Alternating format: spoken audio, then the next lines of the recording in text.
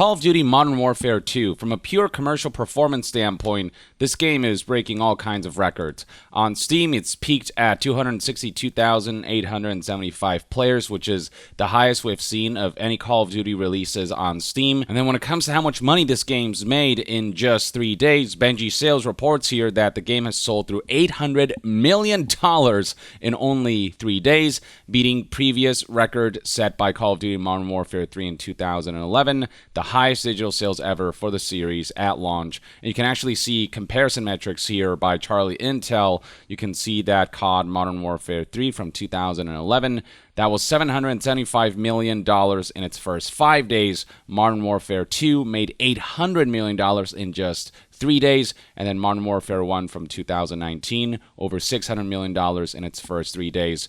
So yeah, Activision is raking in the big bucks from this title. And while the core mechanics and gameplay are being deemed to be fun, unfortunately, there is an absence of features in Call of Duty Modern Warfare 2 that's been baffling the community. This is alongside a host of technical issues and bugs, as reported here by news outlet The Gamer. Parties on PC have been broken since the game went live, with loads of crashes. Even on Xbox Series X, it occasionally crashes to the dashboard with no error messages at all. Performance is largely fine moment to moment, but there are still graphical stutters, buggy lobbies, and frozen screens that happen every 20 to 30 minutes. And on PC, plenty of people are reporting that there are tons of crashes to the point where people are finding it unacceptable. You can see right here, 96% upvote ratio, almost 3,000 upvotes already. For some people, the crashes are bad enough that the game is proven to be unplayable, and so this is one issue that's being discussed quite a bit on forums and social media. But then there are these missing features that make Modern Warfare 2 feel much more feature incomplete compared to past titles. Okay, Infinity Ward, time to release that day one patch now, says this Reddit user who has garnered over 6,000 upvotes already.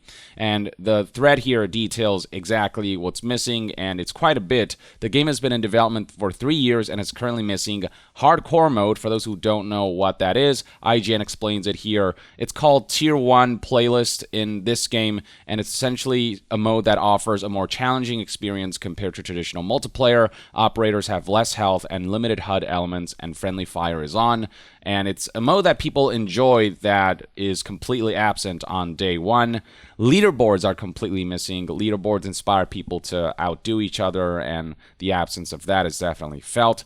Stats, Barracks. For those who don't know what Barracks is, .esports explains it here. The Barracks page is where you can find your calling cards, emblems, and in the case of Warzone, your gestures and sprays. The Barracks is also home to your records and achievements, giving you access to your combat stats and notable accomplishments. People want to know how well they've played throughout their Call of Duty career, and that's just not possible with Modern Warfare 2 because Barracks is completely absent. Beyond Barracks, also missing are challenges, medals, the ability to inspect weapons in Gunsmith, the ability to save custom blueprints, camo unlock notifications in-game, import settings are not working, the ability to turn off crossplay, and apparently this is an issue specific to the Xbox and PC version of the game, as reported by Eurogamer here. Xbox and PC players can't disable crossplay in Modern Warfare 2, but PlayStation players can, for some reason, exclusively. As noted by Eurogamer, they have independently verified that the crossplay toggle is available for PlayStation players, but is missing on Xbox. This toggle is an important one because between PC and consoles, obviously, there are different input types, keyboard and mouse versus controller, and some players might not want to deal with that crossover. And then on PC, it's a lot easier for cheaters to ruin the experience, and when cheaters make their way into consoles, people might want to disable crossplay to mitigate that, but aren't able to. And then for the last 3 bullet points, XP token countdown is missing, as is customizable reticles and split screen mode. And then in the comment section below, people have been pointing out other issues that they've noticed, like this user here who said that he's surprised nobody has mentioned the fact that anytime the leader traverses a menu, it kicks everyone out of the gunsmith or whatever else they're doing every single time in the most jank way, causing endless crashes. And it's not just the one Reddit post where we're seeing people, confused about just how much is missing from Modern Warfare 2. Here's a Reddit user who had this to say: what in the bloody hell is going on? Did they forget to ship a massive chunk of multiplayer? Where is Barracks, stats, career challenges, prestiges or prestige challenges, rewards for playing the game, calling cards, emblems, blueprints, etc., notifications in-game or in the notification tracker in the menu when you have unlocked camos, hell, even the ability to even even see daily or even career challenges I was supposed to be in at launch. Not being notified about camo unlocks as previous games did like so is especially baffling people to the point where there are individual posts about this with thousands of upvotes and, 99% approval ratio. People are making jokes and memes about their inability to track their Call of Duty Modern Warfare 2 career. My stats are insane so far, claims this Reddit user. I have 274 wins and 3 losses, which were disconnects, 17,933 kills and 186 deaths, 185 MGB nukes, 18 kill chains. I could prove it to you guys, but there's no combat record. Sorry. So yeah, you get the idea, and posts like these are cropping up frequently enough. Here is another post that points out, did they forget to launch the actual full game on day one, pointing out everything that everyone has said is missing from the game that shouldn't be missing on day one. Beyond what's missing, some of the stuff that is here feels unintuitively integrated. Here's one Reddit user highlighting how gun unlock mechanics feel just really confusing and really unintuitive to navigate through, noting how, hey, I'm scrolling through camos, really like a red and black camo, cool. I need to get the mini back to level 14 to unlock the challenge. Okay, no problem. Oh, the mini back is locked. I need to get the Vaznev 9K to level 14 to unlock it. Okay, I guess. Wait, which one is the Vaznev again? Oh, thank God, it's just beside the mini back. Well, it's locked too. Gonna need to upgrade the Kastov 74U to level 15 to unlock it. God damn it, okay. The Kastov 74U is locked too, unfortunately. Okay, I need to upgrade the Kastov 545 to unlock it. Surprise, that's locked too. Need to get the Kastov 762 to level 10 to unlock it.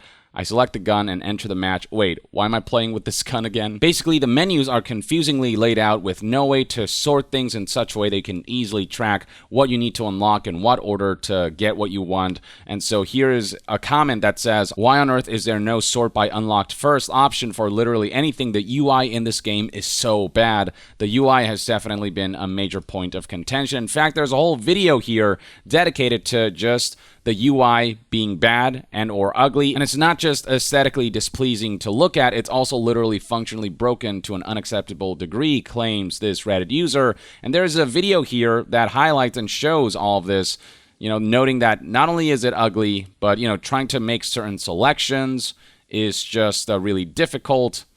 Do I have to memorize the camo style order to find a specific one out of 186 options with no way to sort this stuff in an intuitive way? And then skipping forward, can't see the completionist camo requirements because it thinks I want to click the left button. So, yeah, just there are elements of how it detects the mouse pointer that's just kind of broken and doesn't select the right thing. One tick of the scroll wheel up moves a small amount to the left. One tick of the scroll wheel down moves 1/5 of the entire bar to the right. So precision is impossible. So inconsistencies there. That makes navigating through the menu just that much more of a pain in the ass.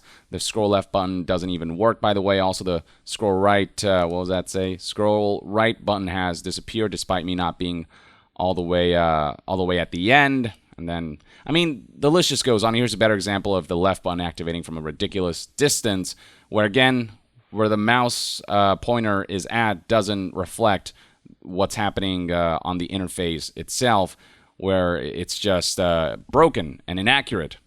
And it's just impossible to navigate the menus this way. Buggy textures and text overlaying itself for some reason. So that makes things even uglier and makes it harder to navigate an already difficult to navigate menu. Clicking the receiver kicks you out of the gunsmith.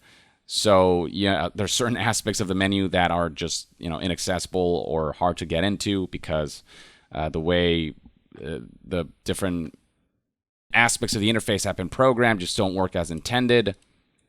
As a parting gift, I'll now make you deeply uncomfortable by pointing out that these boxes are misaligned by 3 pixels. So there are elements of the HUD that just straight up, in terms of graphics design, are not properly implemented either. So aesthetically and functionally, the UI is a bust right now. Some people are saying that the UI looks like a Netflix Hulu menu. I want to pick a game mode, not find a movie. This UI is so confusing and annoying. Just a complete regression as far as user interface is concerned. Interestingly enough, somebody pointed out that the lead designer for the game is a former Hulu employee. No joke. I guess that might have had an influence. I don't know for sure, but whatever the case, people are not liking what's presented right now. There are also game balancing issues that people have pointed out, like the fact that just about every single attachment seems to affect the aim down sight speed, so you're better off not using attachments because by the time you modify your weapons to the extent that you want, it'll be too slow to aim down your sight. And there's a video here showing how so many of these attachments do lower your ADS speed. And then one last major point of contention that's been highlighted on Reddit is essentially misleading marketing for a pre-order reward in the form of double XP tokens that you are supposed to get if you ordered the game before launch. But turns out there's a specific condition that wasn't highlighted enough for people to realize that you had to do something very specific and pre-order in a specific way to get this bonus. It didn't say this on the Microsoft Store. What a scam, says this Reddit user, referring to the fact that to get the double XP tokens bonus, the pre-order needed to be made through the in-game store of Vanguard, Cold War, Warzone, or Modern Warfare 2019. If you did it through the Microsoft Store like this user did, you don't get this bonus, which again, people weren't warned about, or that wasn't highlighted enough for people to realize that there were much more specific conditions. Charlie Intel reported on this as well. PSA for those asking about their double XP tokens with the Vault Edition of Modern Warfare 2. The double XP tokens were only available if you ordered the game within the in-game store of these games, which is just an asinine way of dealing out a pre-order bonus. And this is a bonus not just for pre-ordering the game, but for pre-ordering a more expensive version of the game. Well, guess what? Just because you didn't order through a specific means, through a specific storefront, you may not have access to something you paid more money for, expecting to get that bonus. Enough issues have been pointed out about the launch of Modern Warfare 2 that Infinity Ward did launch a Trello to highlight some of the upcoming updates, but they couldn't even get that right. As Charlie Intel reported here, it appears Infinity Ward launched their new Trello board today to showcase updates on what they're working on, but accidentally made the board publicly editable, and random people have added all sorts of cards to it. There are lots of real fixes in the works, though, and you can see right here, looking at the image of this Trello, all of these additions that were not supposed to be there. And people, I mean, there's still discussions about the SBMM, the skill-based matchmaking, that people say algorithm-wise has been tuned wrong. So eventually Infinity Ward did delete the Trello board. They might relaunch it at some point. But yeah, that was another mess that didn't work out. The Trello board did detail, however, that hardcore mode will be coming in the near future, and the reason that the game didn't launch with it was because of a crash issue with the mode. Unfortunately, that's clearly not the only issue with Modern Warfare 2 right now, which feels technically in a rough state and feature-wise incomplete.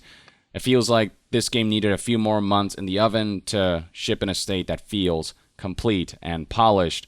But, you know, this is Activision we're talking about. It's not like, as of late, they've really cared about shipping a premium AAA game that can make hundreds of millions of dollars in 3 days in a state that is acceptable for people who are spending their hard-earned money. And for people who are buying more expensive editions expecting certain bonuses, they were screwed out of those bonuses because they didn't meet certain very specific asinine conditions. It's unfortunate that a franchise this big is so consistently launch-wise mishandled by a company that just has not prioritized quality and has set the bar low when it comes to their game launches. And it's not hard to believe that this pattern will continue because, I mean, Activision is making the big bucks regardless. You know, if anything, Modern Warfare 2 is their best performing Call of Duty game ever, apparently. So, you know, the complaints don't really mean much because it's not affecting their financial bottom line from the looks of things. It just sucks because Call of Duty can be fun and there is the potential for a launch that everyone can just celebrate instead of having to complain about so many things that, you know, they should know better. But yeah, that's kind of the situation with Call of Duty Modern Warfare 2 right now. Tons of people are playing it and, you know, plenty of people are still ultimately having a good time because the core gameplay is really good, but it just sucks that, you know, we can't just have a smooth, completely positive launch for an IP that's been long running now and continues to have these kinds of launch issues. It just feels like the IP, the franchise, and Activision, you know, they just refuse to learn from mistakes and get better and better over time. This is, much of the AAA landscape, unfortunately. But as we await fixes and updates for Call of Duty Modern Warfare 2, let me know in the comments below what your thoughts and opinions are on the state of Modern Warfare 2 at launch, and what your experience has been like with the game if you've been playing it and checking it out. Share your thoughts below, and to be further updated on all things gaming news, reviews, and discussions, stay tuned right here on Young Yeah. I'll see you guys next time. Young out.